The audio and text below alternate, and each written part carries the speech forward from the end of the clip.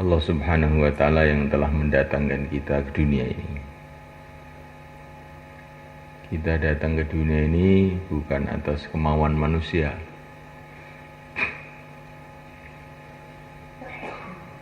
Manusia datang ke dunia ini atas kemauan yang menciptakan manusia, atas kemauan Allah Subhanahu wa Ta'ala.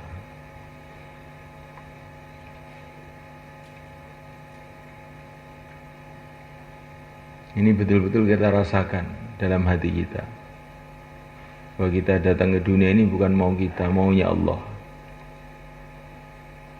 Dunia ini tercipta bukan mau kita. Dunia ini ada atas kemauan Allah. Adanya bumi, adanya langit, adanya daratan, adanya lautan, adanya gunung-gunung, adanya dataran, adanya binatang, adanya tumbuh-tumbuhan, adanya semua makhluk ini atas kehendak penciptanya, atas kehendak Allah Subhanahu wa Ta'ala.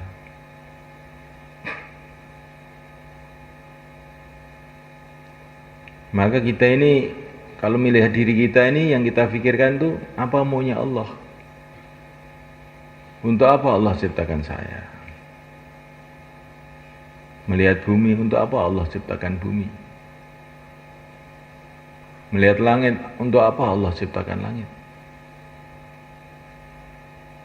Begitu juga melihat seluruh makhluk ini. Allahu khalaqa sab'a samawati wa minal ardi mithlahun yatanazzalul amru bainahun lita'lamu anna Allah ala kulli syai'in qadir wa anna Allah qad ahata bi kulli syai'in ilma. Allah telah ciptakan 7 lapis langit, 7 lapis bumi. Dan Allah telah membuat aturan-aturan antara langit dan bumi ini. Tumbuh-tumbuhan ada aturannya, beraneka ragam aturan. Pohon kelapa ada aturannya, pohon mangga ada aturannya. Semua ada aturan, nggak ada yang tidak beraturan. Semua beraturan. Matahari ada aturannya, bulan ada aturannya, bintang-bintang ada aturannya. Termasuk perkara-perkara yang ada dalam tubuh kita ini. Ginjal ada aturannya, paru-paru ada aturannya, hidung ada aturannya, telinga ada aturannya, otak ada aturannya. Tertib, beraturan. Untuk apa Allah ciptakan ini? Lita'lamu annallaha ala kulli syai'in qadir, agar kamu itu tahu bahwa Allah itu Maha Kuasa. Ini tujuan yang terpenting diciptakannya alam semesta ini, supaya kita ini tahu bahwa Allah itu Maha Kuasa. Sehingga kita mengagungkan Allah, mencintai Allah, takut kepada Allah, tunduk kepada Allah. La ilaha illallah.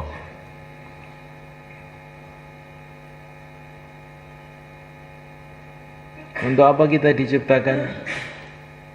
Wa ma khalaqtul jinna wal insa illa liya'budun.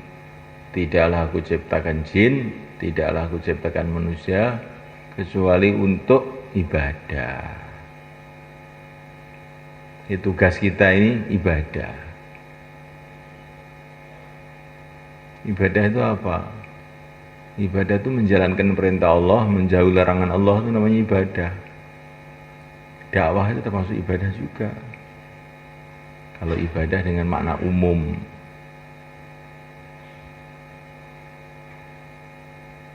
ibadah itu dengan makna umum, ya seluruh menjalankan perintah namanya ibadah. Walaupun sholat, kalau tidak menjalankan perintah ya bukan ibadah. habis ngasar kok sholat sunnah mamanya, malah dosa kita. Ibadah itu menjalankan perintah Allah itu namanya ibadah. Teman-temannya Idul Adha malah puasa. Di waktu Ramadan nggak mau puasa. Saya sudah Idul Adha sudah puasa kok. Ramadan sekarang gantinya toh. Ini namanya itu seenaknya sendiri, bukan ibadah. Menjalankan perintah Allah itu kan hanya ibadah.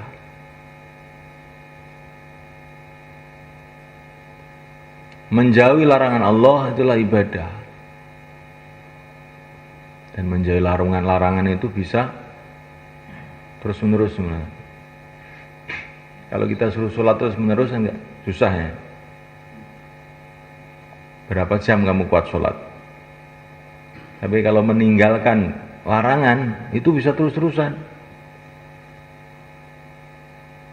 Kalau kamu niatkan meninggalkan larangan, ini ibadah terus. Maka Nabi mengatakan, ittaqil maharim takun abadan nas. Jauhilah larangan-larangan Allah, maka kamu jadi orang yang paling beribadah. Karena kalau menjalankan perintah itu ya sekemampuannya.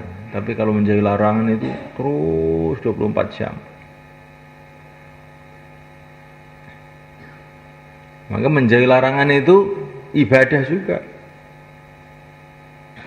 Kita menjauhi zina, bukan tidak berbuat zina, menjauhi zina.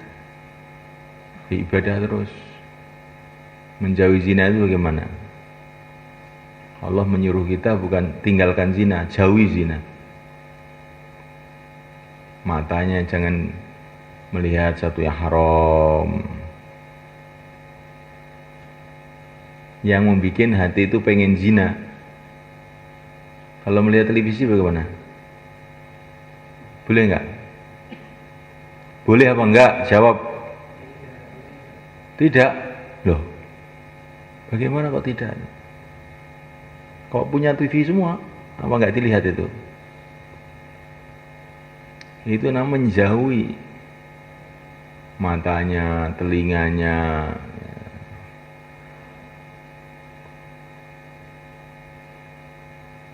Maka ini kalau kita jauhi, apalagi kita di masjid begini, kita niatkan menjauhi zina, pahala terus ini. Kita niatkan menjauhi mencuri, jadi pahala terus. Kita niat menjauhi perkara-perkara yang haram, jadi pahalanya banyak ini menjauhi. Karena orang itu duduk saja itu sudah menjauhi banyak maksiat itu. Menjauhi zina, menjauhi maling, menjauhi ngunjing orang, menjauhi apa-apa itu banyak sekali yang dijauhi. Maka kalau orang itu senantiasa menjauhi perkara-perkara yang haram, maka jadi hidupnya itu banyak ibadahnya, itu ibadah jadi yang dihitung ibadah. Menjalankan perintah, menjauhi larangan, itulah ibadah. Ini tugas kita sebenarnya. Insyaallah kita niati semula kan. Makanya kalau ibadah itu jangan tergesa-gesa. Untuk inilah Allah ciptakan saya. Kalau sholat itu jangan tergesa-gesa mau ke sana mau ke sini. Lah kamu tuh diciptakan oleh Allah untuk ini. Kok tergesa-gesa itu gimana?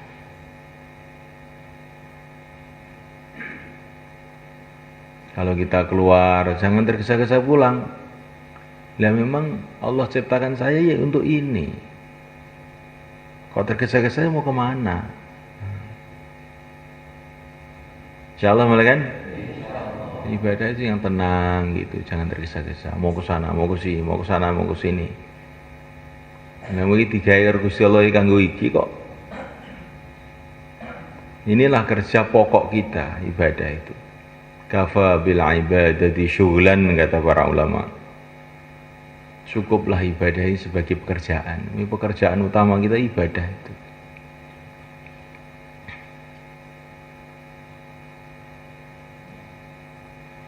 Jadi semulaikan Allah SWT, Allah ciptakan kita untuk ibadah. Allah ciptakan semua makhluk ini untuk supaya kita kenal kepada Allah. Maka jangan sampai makhluk apa saja itu membuat kita lupa kepada Allah. Melihat langit teringat Allah, melihat bumi teringat Allah, melihat manusia teringat Allah.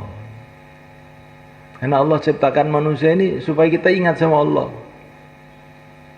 Melihat istri teringat Allah, melihat anak teringat Allah. Ada orang yang menyenangkan teringat Allah, ada orang yang menyusahkan teringat Allah. Jangan karena dicintai orang kemudian kita lupa kepada Allah. Yang membuat orang cinta sama kita itu adalah Allah. Kalau kita disayangi sama ibu kita, ingat Allah. Karena yang bikin sayang ibu kita kepada kita itu Allah. Kalau Allah tidak menjadikan ibu kita sayang sama kita, maka kita dibuang ke kali. Ya enggak? Kamu lihat di Madiun, di rumah sakit itu banyak orang itu punya anak bayi itu dibuang. Ya kan aneh tadi. Enggak usah aneh, memang Allah membuat hatinya itu tidak sayang sama anaknya, dibuang anaknya. Nah kamu kok tidak dibuang? Karena Allah meletakkan rasa sayang dalam hatinya ibu kita. Maka kita disayangi ibu kita, jangan lupa sama Allah. Disayangi istri kita, ingat pada Allah. Jangan gara-gara istri sayang sama kita terus gak keluar, gak sholat jamaah. Nanti kalau Allah rubah istrinya lari bagaimana? Minta cerai, gimana? Kapok kamu. Ya. Karena dicintai terus lupa kepada Allah. Kalau dibenci juga ingat sama Allah. Yang membuat orang benci sama saya itu Allah SWT.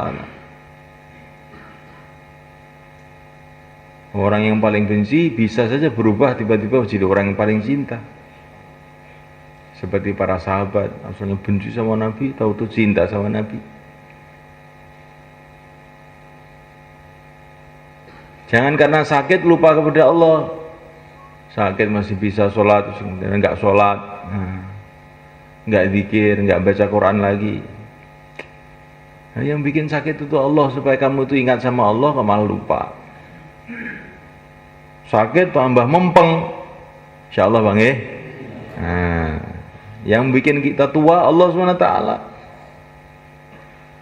Supaya apa? Supaya tidak betah di dunia ini. Saya sudah tua, jenggot sudah putih, mau diberangkatkan ke akhirat saya ini. Nah, yang bikin tua itu Allah. Jangan tua membuat kita lupa kepada Allah. Saya sudah tua Pak, gak usah ke masjid. Loh, sudah tua Pak, malah gak ke masjid gimana? Ini dakwah ini bagiannya yang muda-muda, yang tua bagiannya tidur saja Pak. Kalau ini mentua, lah iya Yesus tua gue, sing tenanan. Insyaallah Pak ya. Gitu. Kalau kita jadikan muda, jangan lupa kepada Allah. Jadi muda masih kekar, bisa jotos orang, mampus, semua orang dijotosi. Nah, yang membuat kamu kuat itu Allah SWT. Gunakan kekuatan kamu untuk taat sama Allah. Begitulah semua makhluk itu harus mengingatkan kita pada Allah. Akhirnya kita ini ingat terus kepada Allah dimanapun kita berada. Udzukurillah 'inda kulli hajarin wa syajarin, kata Nabi. Ingatlah kepada Allah ketika ada batu, ketika ada pohon. Mana tempat gak ada batu? Mana tempat gak ada pohon? Di mana saja akhirnya ingat terus sama Allah. Jadikan batu-batu semua di dunia ini jadi tasbih. Batu dunia jadi tasbih. Kalau ingat, kalau melihat batu, ingat Allah. Jadikan semua pohon itu jadi tasbih. Di mana saya lihat pohon, ingat Allah. Jadikan seluruh alam semesta ini jadi tasbih semuanya. Ada hembusan angin, ingat kepada Allah. Ada panas, ingat kepada Allah. Ada dingin, ingat sama Allah. Terbit matahari, ingat kepada Allah. Tenggelam matahari, ingat kepada Allah. Keluarnya nafas, hembusan nafas keluar masuk, ingat Allah. Kedipan mata kita mengingatkan itu ada Allah. Aliran darah kita mengingatkan kita pada Allah. Nah, ini baru kita ini kenal kepada Allah namanya. Kalau apa-apa membuat kita lupa pada Allah, nah itu namanya kita ini salah kita ini. Namanya belum kenal sama Allah, bahaya. Insya Allah kita belajar itu semua kan. Nah, jadi Allah ciptakan dunia ini hikmahnya atau faedahnya yang pertama supaya kita kenal kepada Allah. Jangan sampai dunia ini melupakan kita kepada Allah. Terus menaikkan hikmah yang kedua, faedahnya yang kedua, tujuan yang kedua. Allah ciptakan dunia ini untuk tempat ujian buat kita.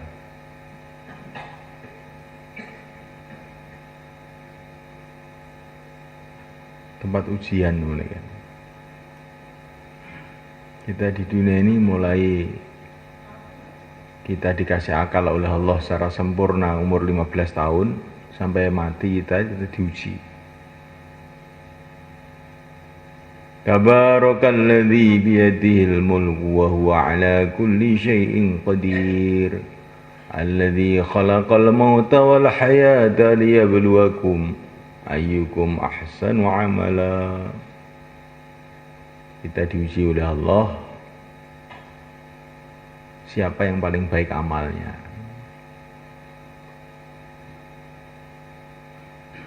Kita ini diuji terus 24 jam diuji oleh Allah. Ujiannya apa? Ujiannya dua. Yang pertama ujian iman, yang kedua kali ujian amal. Kalau kita senantiasa hatinya yakinnya pada Allah, pokoknya kalau Allah tolong beres, karena yang kuasa semua Allah. Amalnya ikut Rasulullah, maka ujiannya lulus.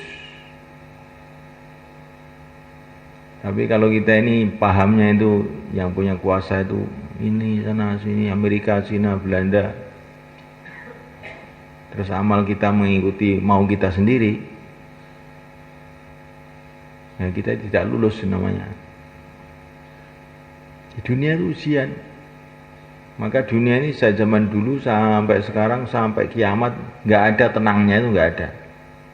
Sono masalah intinya ini, mau tenang ujian. Kalau kamu ingin tempat nggak ada masalah, itu namanya di surga. Kalau dunia ini masalah terus. Ya dalam masalah-masalah itu sudah timbul ujian. Siapa yang hatinya tawajuh pada Allah dan ikut sunnah Rasulullah kehidupannya, yaitu lulus. Kalau lulus masuk surga, dapat ridha Allah. Kalau tidak lulus, ada dua ini, ada tidak lulus total, itu matinya tidak membawa iman, itu tidak lulus total, ke neraka selama-lamanya. Ada yang tidak lulus tapi tidak total, matinya masih membawa iman, tapi hidupnya banyak maksiat, maka ke neraka dulu, terus nanti ke surga, kecuali kalau diampuni oleh Allah. Kita pahami betul hidup ujian. Kaya ya ujian, miskin ya ujian. Sehat ya ujian, sakit ya ujian. Maka Nabi Sulaiman dikasih kerajaan yang hebat. Beliau paham ini ujian. Liyabluwani ashkuru amakfur. Ini ujian dari Allah nih. Supaya saya ini bagaimana sikapnya menerima kerajaan ini, syukur apa kufur? Kalau kita ini sehat, ujiannya ujian syukur. Syukur apa enggak?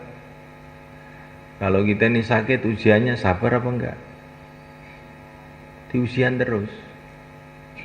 Walaupun miskin, sakit-sakitan, mencret terus, tapi sabar. Ya lulus. Masuk surga, enggak apa-apa. Bukan masalah. Walaupun kaya, sehat, tapi tidak syukur, ya ke neraka. Gagal. Semua itu diuji, sama aja. Jadikan pimpinan dia ujian, adil atau tidak. Kalau adil ya ke surga, kalau enggak ya ke neraka. Jadikan rakyat ujian juga. Jadi rakyat itu bagaimana? Taat pada Allah apa tidak? Jadi enggak ada orang di dunia yang tidak diuji. Sampai para nabi pun diuji. Para nabi didatangkan oleh Allah diuji. Diuji dengan umatnya yang macam-macam itu.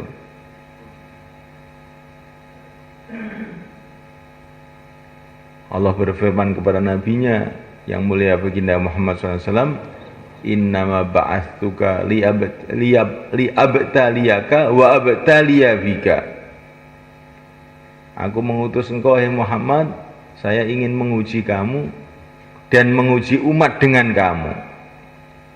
Kamu saya uji, umat macam-macam sabar apa enggak. Umat juga diuji dengan nabinya, mau taat apa enggak.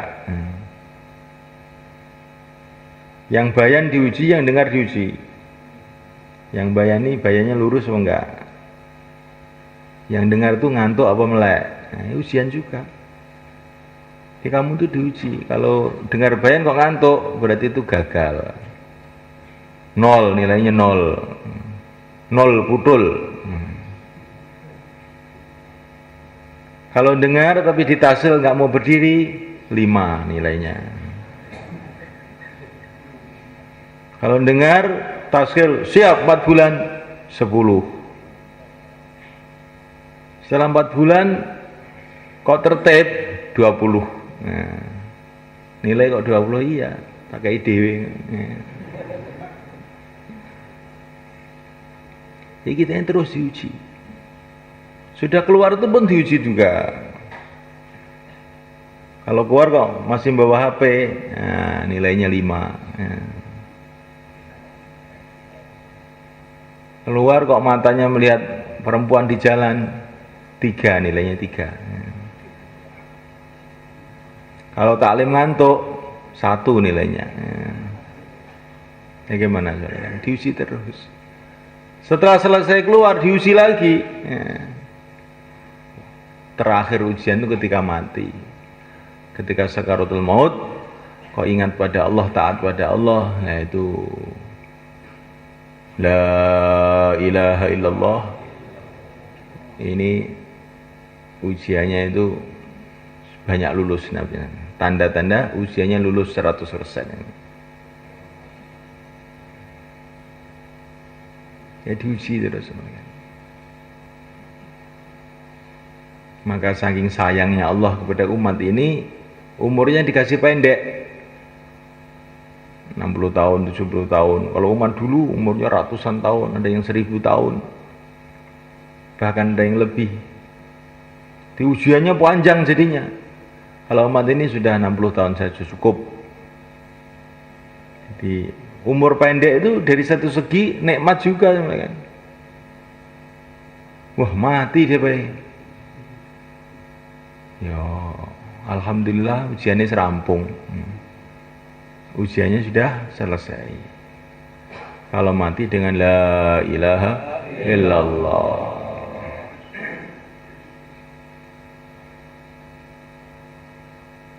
Ini tujuan yang kedua, diciptakannya dunia untuk tempat ujian. Semua orang diuji. Umat diuji, nabi diuji, santri diuji, kiai diuji, orang kaya diuji, orang miskin diuji, orang sehat diuji, orang sakit diuji, pimpinan diuji, yang dipimpin pun diuji. Ujiannya satu saja,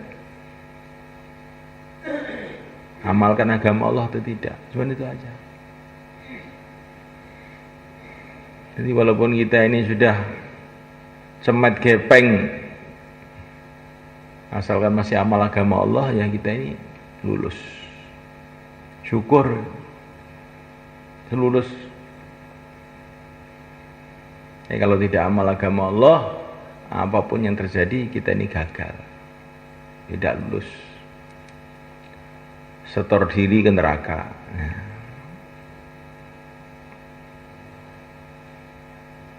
Maka orang itu yang dilihat itu nanti, jangan melihat sekarang. Nanti itu manusia itu hanya cuma dua golongan saja. Fariqun fil jannah wa fariqun fis sa'ir. Sebagian ke surga, sebagian ke neraka. Sekarang ini sebenarnya juga sama aja. Manusia itu cuma dua golongan. Golongan calon surga, golongan calon neraka. Cuma itu aja. Makanya walau orang itu miskin, tapi kalau berjalan kok menuju surga, pantas kita ini kagum. Ya, walaupun kaya, raja, pinter, tapi kok jalannya menuju jurang neraka, kita harus kasihan sama orang seperti ini. Insyaallah kan? Dilihat tuh akhirnya. Jangan kita lihat sekarang saja, baru kita bisa berpikir yang sehat. Yang pertama, diciptakan dunia supaya kita kenal kepada Allah. Yang kedua, untuk ujian. Ada yang ketiga ini. Yang ketiga itu, Allah ciptakan dunia ini, kata para ulama itu, supaya kita ingat akhirat. Di Quran juga ada. Afara'aitumun naral lati turun antum ansha'tum syajarataha am nahnul munsyi'un nahnu ja'alnaha tadhkirah. Jadi api yang ada di dunia ini untuk mengingatkan kita kepada api di akhirat ini. Kesenangan-kesenangan di dunia ini supaya kita ingat kesenangan di akhirat. Kesusahan-kesusahan di dunia ini supaya kita ingat kesusahan di akhirat. Oleh karena itu Allah jadikan dunia ini kesenangan itu sedikit, yang keroyokan banyak, yang berebut banyak. Supaya apa? Supaya kita ada semangat, nggak usah keroyokan. Saya mau cari kemana ke kesenangan yang banyak aja di akhirat. Allah ciptakan batu, yang batu mahal, intan, virus, apa itu, jamrud, itu sedikit. Supaya orang itu keroyokan. Dan supaya orang iman terus, nggak mau saya berantem, saya amal agama saja, nanti saya punya istana dari intan di surga, insyaallah, kan?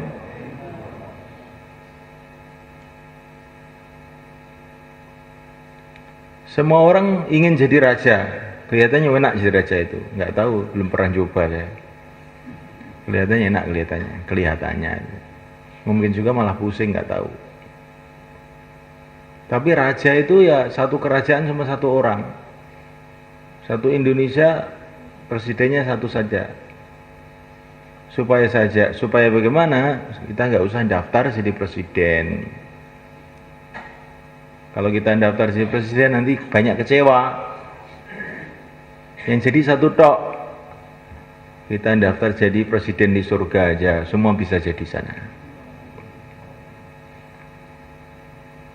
Kita mau makan enak itu, satu piring besar atau nampan. Di situ ada panggang, sate, gulai, ya enggak. Makan baru 10 suap, perutnya sudah penuh. Sebenarnya enak, tapi sudah kenyang. Ya. Hanya kita ingat surga, nanti di surga itu makan bertonton, beribu-ribu ton, nggak ada kenyangnya. Nah, hanya kita ingat surga.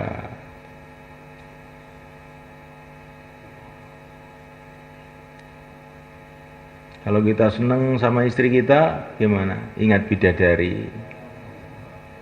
Istri itu menyenangkan tuh paling beberapa bulan saja. Kalau nggak percaya, yang belum kawin tuh, kamu kawin nanti kan sudah agak lama, bosan sudah. Ya. Mau kawin lagi nggak berani. Ya. Mau saya nggak berani. Kawin di surga aja lah. Gitu. Di sana banyak tanpa KUA, ya. Tanpa urusan, nggak ada wanita marah, semua seneng semua. Gimana sebenarnya? Jangan yang tua-tua diceritai kawin diam saja. Kamu nanti kalau di surga muda lagi, ya, bisa kawin lagi 1 juta bidadari. Ya. Kelihatannya orang tua diajak ngomong kawin nggak nyaut ini. Ya. Diam aja karena setrumnya sudah tinggal 5 watt. Tinggal 5 watt. Nah. Jadi sunnah malaikat Allah Ta'ala. Begitu juga kesusahan-kesusahan di dunia ini mengingatkan kita kepada kesusahan yang besar yang ada di akhirat. Kalau kita ke sawah, kepanasan, ingat kita pada akhirat. Ini panasnya sawah kayak begini. Bagaimana panasnya padang mahsyar. Nah.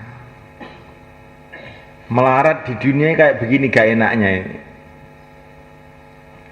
Bagaimana kalau melarat di akhirat yang juta-juta tahun. Melarat 10 tahun, 20 tahun aja sudah bingung kita ini. Nah kalau melarat selama-lamanya, kayak apa susahnya. Punya utang diuber-uber orang, utang itu susah gitu. Nah kalau kita punya utang di akhirat, diuber-uber orang di akhirat, dituntut di akhirat, bagaimana? Kayak apa susahnya gitu. Di kesusahan-kesusahan dunia ini jadikan alat untuk mengingati kesusahan akhirat, sehingga kita tidak terkesan, tetap istiqomah dalam agama walaupun susah. Kegembiraan-kegembiraan dunia ini mengingatkan kita kepada kegembiraan akhirat, sehingga kegembiraan dunia tidak melupakan kita pada akhirat, justru tambah istiqomah. Insyaallah mulai kan? Jadi minimal paling sedikit kalau melihat dunia ini ingat 3 perkara ini. Insyaallah mulai kan? Ingat ini kepada Allah, ingat kalau ini ujian, ingat akhirat. Pokoknya ndelok napa mon teng donya sampean kelingi 3 ngoten niku. Iki Gusti Allah ngelingi aku ning Gusti Allah. Iki ujian. Aku ngadepi perkara iki gojakan agama apa ora. Iki ngelingi aku ning akhirat. Pokoke ndelok napa mon ngoten niku, ndelok sawah, ndelok bojo, ndelok anak, ndelok masjid, ndelok pasar, ndelok napa mon, kelingan Gusti Allah, kelingan iki ujian, kelingan akhirat. Nek ngoten niku selamat kita insyaallah. Nah, supaya kita ini selalu ingat 3 perkara ini bagaimana? Kalau selalu dakwah, selalu taklim, selalu zikir dan ibadah, dan kasih sayang satu sama lain dengan akhlak yang baik. Ini 4 ini. Kalau nggak ada dakwah, kita ini lupa terus. Kalau nggak ada taklim, kita ini nggak ada berita akhirat. Kalau nggak ada zikir ibadah, kita ini jauh dari Allah. Kalau nggak ada kasih sayang, khidmat satu sama lain, kita nggak bisa mikir agama, berantem terus, nggak bisa mikir agama. Maka 4 ini harus ada supaya kita selalu ingat ini. Harus ada dakwah biar kita ingat. Dakwah itu untuk mengingatkan fungsinya itu. Harus ada taklim biar dengar berita akhirat, berita dari Allah dan Rasulnya. Kita harus ada ibadah supaya kita dekat kepada Allah. Kita harus ada akhlak yang baik. Nah, dengan akhlak yang baik itu kita bisa amal agama dengan baik. Insyaallah mulai kan? Dan supaya 4 ini ada bagaimana? Latihannya keluar. Bagaimana sebenarnya kan? Keluar tuh paling sedikit 4 bulan. Itu untuk latihan.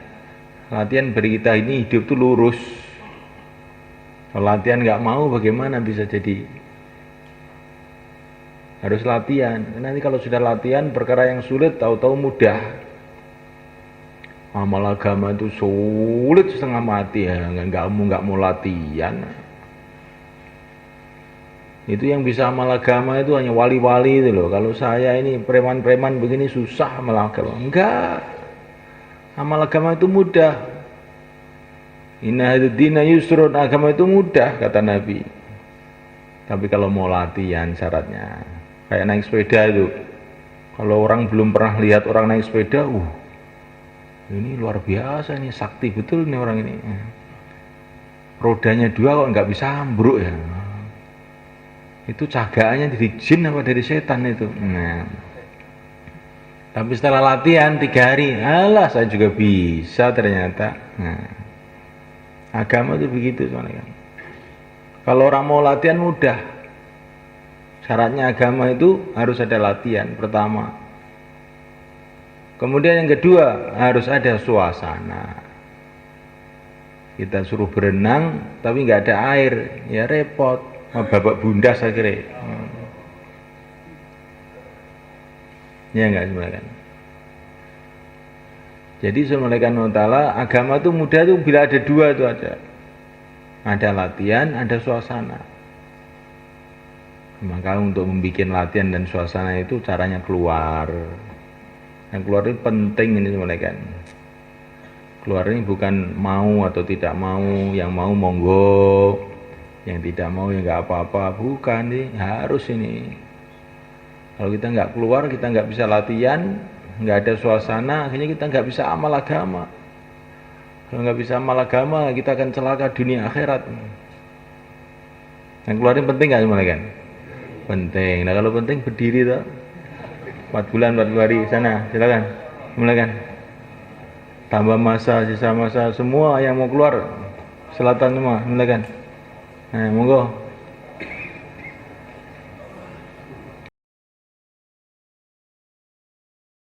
Like